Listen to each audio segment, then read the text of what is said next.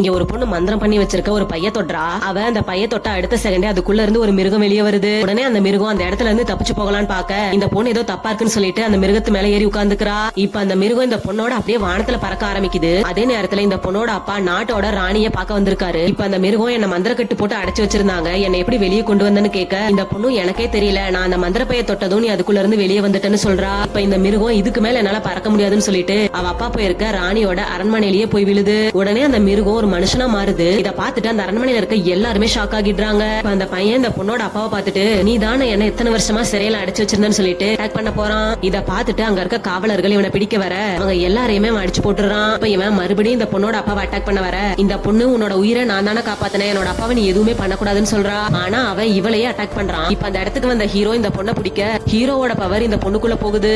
இப்போ அந்த பையன் மறுபடியும் அட்டாக் பண்ண வர இந்த பொண்ணோட காது மின்ன ஆரம்பிக்குது. உடனே அவனை ஏதோ ஒரு போர்ஸ் அப்படியே தூக்கி போட்டுருது. கடைசியா அவனை பிடிச்சி மறுபடியும் அந்த மந்திர பையிலேயே அடைச்சிடுறாங்க.